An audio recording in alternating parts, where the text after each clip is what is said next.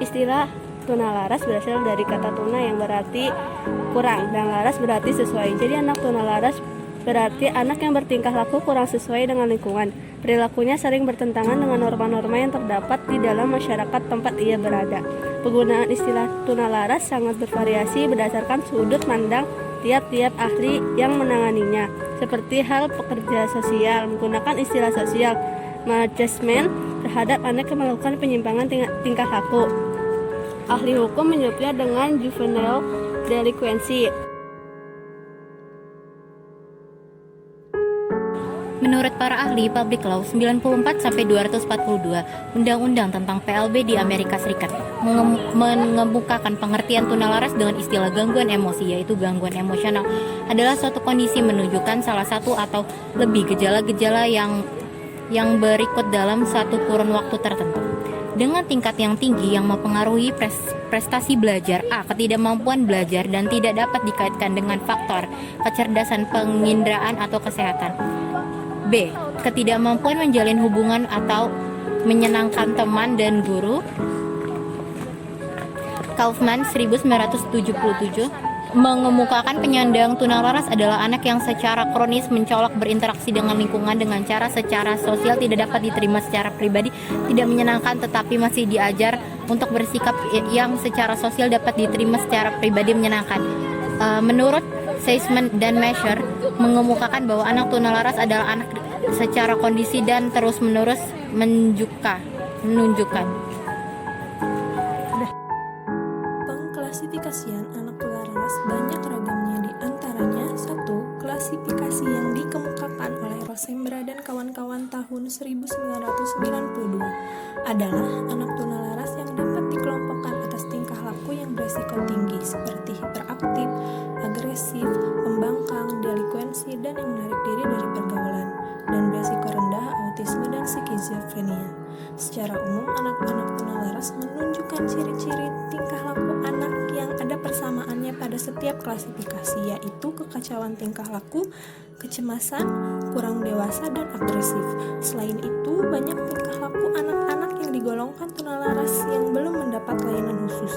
Misalnya, anak yang merasa bahagia bila melihat api dan ingin selalu membakar saja, anak yang suka meninggalkan rumah, penyimpangan seksual, dan lain sebagainya. Sistem klasifikasi kelainan perilaku yang dikemukakan oleh Quay pada tahun 1979 dalam Samuel A. Kirk and James J. Gallagher pada tahun 1986 yang diahlibahasakan oleh Muhammad Amin dan kawan-kawan pada tahun 1991 adalah sebagai berikut. A. Anak yang mengalami gangguan perilaku yang kacau atau conduct disorder, mengacu pada tipe anak yang melawan kekuasaan seperti bermusuhan dengan polisi dan guru, kejam, jahat, suka menyerang, dan hiperaktif. B. Anak yang cemas menarik diri atau anxious withdrawal adalah anak yang pemalu, takut-takutan, suka menyendiri, peka, dan penurut. Mereka tertekan batinnya. C. Dimensi ketidakmatangan atau immaturity, mengacu kepada anak yang tidak ada perhatian, lambat, tak berminat sekolah, pemalas, suka melamun, dan pendiam. Mereka mirip seperti anak autistik.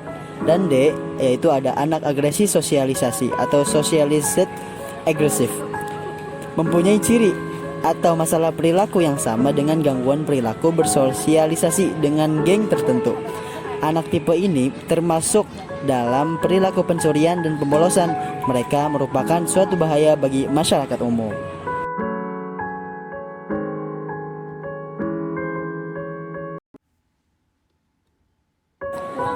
Karakteristik anak tuna laras berdasarkan dimensi tingkah laku dikemukakan oleh Hallahan dan Kaufman pada 1986 terbagi menjadi 4. Yang pertama, anak yang mengalami kekacauan tingkah laku biasanya memperlihatkan ciri-ciri seperti suka berkelahi, memukul, menyerang, mengamuk, membangkang, dan menantang.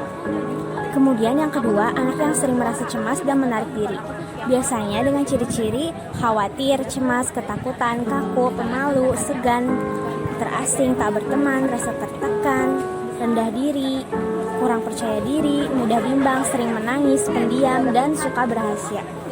Yang ketiga, anak yang kurang dewasa biasanya dilihat dengan ciri-ciri yaitu pelamun, kaku, berangan-angan, pasif, mudah dipengaruhi, pengantuk, pembosan, dan kotor. Yang keempat, anak yang agresif bersosialisasi.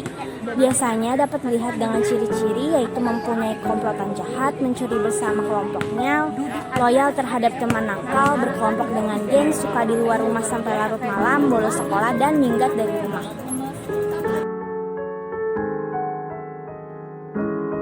Karakteristik anak tunalaras.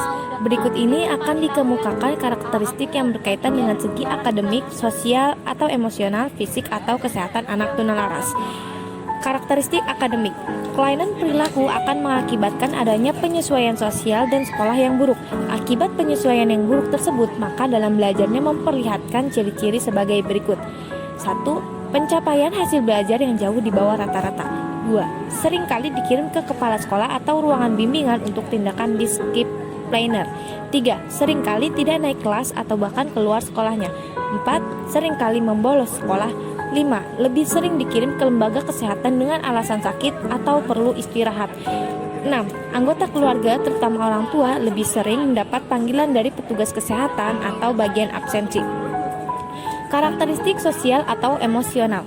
Karakteristik sosial atau emosional anak tunalaras dapat dijelaskan sebagai berikut. A. Karakteristik sosial.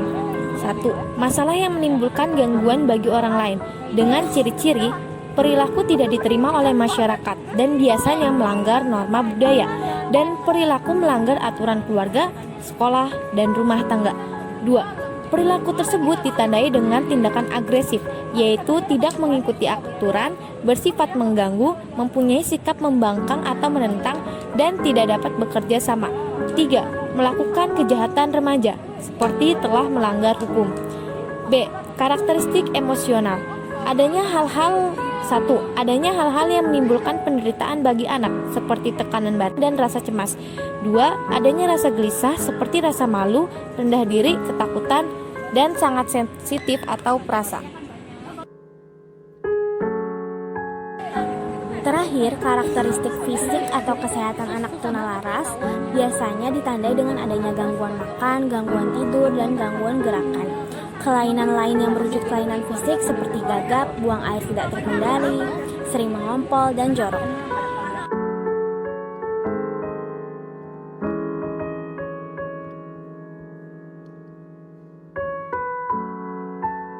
Berikut adalah layanan pendidikan bagi anak tunalaras. Yang pertama, menyesuaikan proses pembelajaran sesuai dengan kondisi anak tunalaras. Yang kedua, mengembangkan kemampuan fisik, mengembangkan bakat, dan mengembangkan intelektual. Yang ketiga adalah memberi keterampilan khusus untuk bekal hidupnya. Keempat, menyesuaikan proses pembelajaran sesuai dengan kondisi anak tunalaras. Yang kelima, memberi kesempatan untuk menyesuaikan diri terhadap lingkungannya. Yang keenam, memberi rasa aman agar mereka punya percaya diri dan tidak merasa disia-siakan oleh lingkungan sekitar. Dan yang ketujuh adalah menciptakan suasana yang tidak menambah rasa rendah diri dan rasa bersalah bagi anak tunalaras. Menurut Priangelo dan Giuliani 2008, terdapat beberapa teknik dan strategi pendidikan yang dapat diterapkan untuk mengarahkan anak dengan gangguan emosi dan perilaku seperti anak tunalaras ataupun tuna sosial, yaitu sebagai berikut. Yang pertama, interest boosting atau meningkatkan perhatian siswa. Agar siswa tidak terlalu bertindak di luar pelajaran atau menyimpang dari materi yang sedang diajarkan, alangkah baiknya jika guru menambahkan suatu metode atau media dalam pembelajarannya yang menambah ketertarikan serta perhatian siswa pada materi yang sedang diajarkan. Yang kedua, providing more information atau memberikan informasi lanjutan. Memberikan penjelasan mengenai pengalaman dan harapan apa yang dapat dicapai dari hasil pembelajaran siswa. Jika siswa tidak bereaksi saat melakukan kesalahan, persepsi, atau kesalahpahaman. Dan yang ketiga ada tension reduction toward humor atau mengurangi ketegangan dengan humor.